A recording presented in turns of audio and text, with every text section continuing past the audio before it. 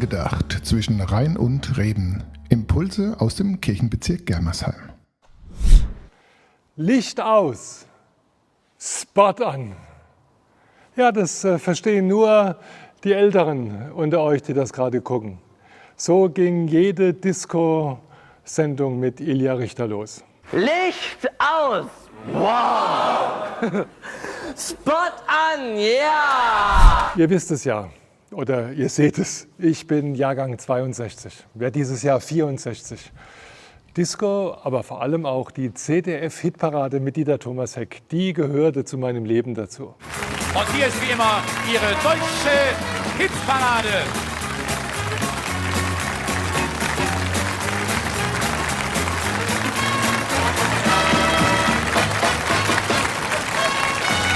Guten Abend.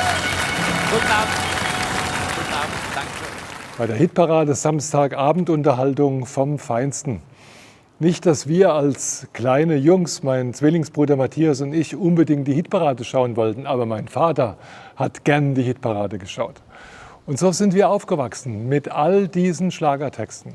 Wir haben schnell verstanden, dass nicht jeder Schlagertext tiefe philosophische Gedanken wälzt, aber dass da ganz grundlegende menschliche Bedürfnisse vorkommen, Erlebnisse und Fragen, die uns als Menschen beschäftigen. Hoffnungsvoll, oft um die Liebe kreisend, oft um die Beziehung zwischen zwei Menschen, aber manchmal auch mit ganz, ganz tiefen Aussagen, über die man lange nachdenken kann. Wir haben als Kirchengemeinde am vergangenen Sonntag einen Schlagergottesdienst gefeiert.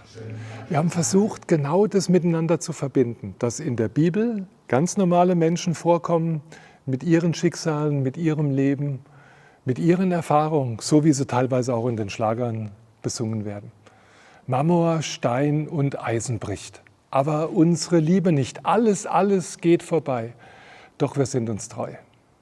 Ist das wirklich nur ein Schlagertext? Oder ist das auch etwas, was wir zu Gott sagen könnten oder Gott zu uns? Die Ewigkeit der Liebe, dass sie hält, dass es etwas gibt, was nicht zerbricht, sondern bleibt. Ich fand es ganz faszinierend, in den letzten Tagen darüber nachzudenken, wie viele tiefe menschliche Bedürfnisse in Schlagern zum Ausdruck kommen und in der Bibel benannt sind.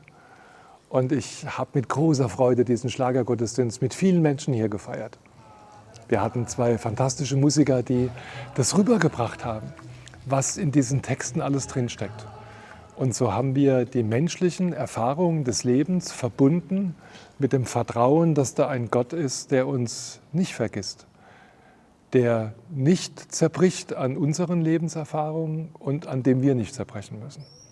Und das ist mein Wunsch, dass wir den Spuren des Lebens immer wieder nachgehen, dass wir die hoffnungsvollen Töne in schwierigen Zeiten entdecken und dass wir dabei merken, Gott ist mittendrin, wo wir die Spuren des Lebens erfahren, weil Gott ist der Schöpfer des Lebens. Und deshalb gilt, Marmorstein und Eisen bricht, aber meine Liebe zu dir, Mensch, nicht. Gesegnete gute Woche. Angedacht zwischen Rhein und Reben. Impulse aus dem Kirchenbezirk Germersheim.